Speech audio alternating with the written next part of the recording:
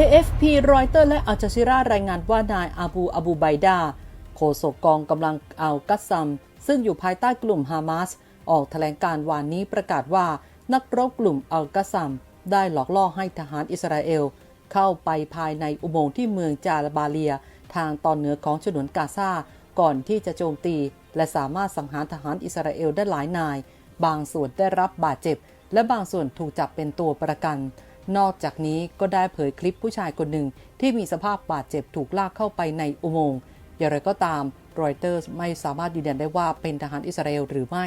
ขณะที่โฆษกอัลกัสซัมไม่ระบุว่าได้จับทหารอิสราเอลไปได้กี่นายด้านกองกำลังป้องกันอิสราเอลหรือ IDF ก็ได้ออกแถลงการปฏิเสธโดยทันทีโดยยืนยันว่าไม่มีเหตุการณ์ดังกล่าวเกิดขึ้นแถลงการของกลุ่มอัลกัสซัมมีขึ้นไม่กี่ชั่วโมงหลังจากที่สื่ออิสราเอลรายงานว่ากลุ่มประเทศที่ 3 เตรียมจะพบหารือกันอีกครั้งที่อียิปต์ในวันอังคารนี้เพื่อเจรจาหยุดยิงและแลกเปลี่ยนตัวประกันในกาซาอีกรอบอย่างไรก็ตามฮามาสออกมาปฏิเสธรายงานข่าวดังกล่าวบอกว่าฮามาสจะไม่เจรจาและยังไม่มีกำหนดวันแต่อย่างใดสำหรับกรณีที่ศาลอาญาระหว่างประเทศได้มีคำสั่งให้อิสราเอลหยุดปฏิบัติการทางทหารที่ราฟาโดยทันทีเมื่อวันศุกร์ที่ผ่านมานั้นนายซาซีฮาเนกบีที่ปรึกษาด้านความมั่นคงอิสราเอลได้บอกกับโทรทัศน์อิสราเอลเมื่อวันเสาร์ว่าศาลโลกได้สั่งให้อิสราเอลหยุดการฆ่าล้างเผ่าพันธุ์ในราฟาแต่อิสราเอลไม่ได้ฆ่าล้างเผ่าพันธุ์และจะไม่มีการฆ่าล้างเผ่าพันธุ์และว่าตามหลักกฎหมายระหว่างประเทศอิสราเอลมีสิทธิชอบธรรมที่จะปกป้องตนเองและศาลโลกก็ไม่ได้สั่งห้ามอิสราเอลปกป้องตนเองและล่าสุดศาลโลกยังไม่ได้ออกมาแสดงความเห็นต่อคำพูดของฮาเนกบีแต่อย่างใดด้านสำนักข่าวกลางหรือ CIA ของสหรัฐและนายกรัฐมนตรีของกาตาร์ระบุด้วยว่าการเจรจาหยุดยิงในสัปดาห์หน้าจะตั้งอยู่บนพื้นฐานของข้อเสนอใหม่ที่นำโดยผู้แทนคนกลางอียิปต์กาตาร์และสหรัฐมีส่วนร่วมอย่างแข็งขันอย่างไรก็ดีเจ้าหน้าที่กลุ่มฮามาสออกมาปฏิเสธรายงานข่าวของสื่ออิสราเอลที่ระบุว่าการเจรจาจะเริ่มขึ้นที่กรุงไคโรของอียิปต์ในวันอังคารหน้าพร้อมระบุว่ายังไม่มีการกำหนดวันการเจรจา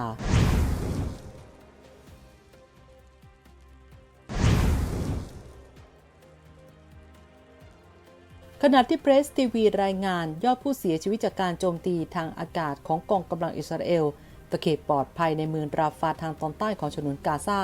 ล่าสุดเพิ่มขึ้นเป็นอย่างน้อยกว่า50ศพแล้วจากรายงานของ Action Aid UK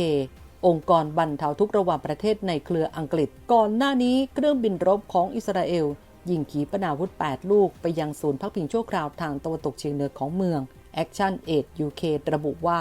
ที่พักพิงเหล่านี้ควรจะเป็นที่หลบภัยสำหรับพลเรือนผู้บริสุทธิ์แต่กลับกลายเป็นเป้าหมายของความรุนแรงที่โหดร้ายเด็กผู้หญิงและผู้ชายถูกเผาทั้งเป็นภายในเต็นท์และที่พักของพวกเขา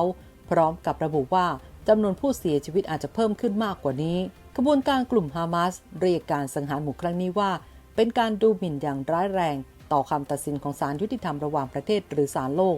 ซึ่งสั่งให้รัฐบาลอิสราเอลหยุดโจมตีราฟาในทันทีการเคลื่อนไหวดังกล่าวเรียกร้องให้ทุกฝ่ายโดยเฉพาะอียิปต์กดดันรัฐบาลให้ยุติการยึดครองจุดผ่านแดนราฟา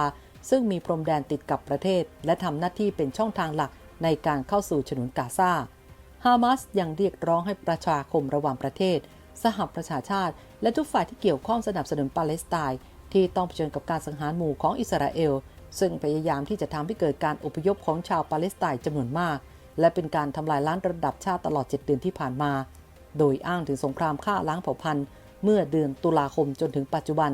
ที่รัฐบาลกำลังต่อสู้กับฉนวนกาซาเพื่อตอบโต้การดำเนินการโดยกระบวนการต่อต้านดินแดนจนถึงขณะนี้สงครามได้ฆ่าชีวิตชาวปาเลสไตน์ไปแล้ว 36,000 คนในฉนวนกาซาซึ่งส่วนใหญ่เป็นผู้หญิงและเด็กและในที่สุดกลุ่มฮามาสก็ได้เรียกร้องให้ชาวมุสลิมและอาหรับทั่วโลกยกระดับการเคลื่อนไหวต่อต้านอิสราเอลเมื่อเผชิญกับการฆ่าล้างเผ่าพันธุ์การสังหารหมู่ในเมืองราฟายังตามมาด้วยการชุมนุมประท้วงครั้งใหญ่ของชาวอิสราเอลทั่วเขตเวสต์แบงก์รวมถึงในเมืองรามะเลาะห์และเมืองอานับตาซึ่งตั้งอยู่ทางตะวันออกของเมืองตูคามทางตอนเหนือของดินแดนที่ถูกยึดครองโรงพยาบาลเอมิเรตส์ในราฟายังประณามการโจมตีของอิสราเอลต่อราฟาว่าเป็นการสังหารหมู่ที่เลวร้ายที่สุดมาร่วมสนับสนุนท็อปนิวส์นำเสนอความจริงได้แล้ววันนี้ เพียงกดปุ่ม Super Thanks แล้วเลือกจำนวนเงินตามที่ต้องการได้เลยครับ ขอบคุณครับ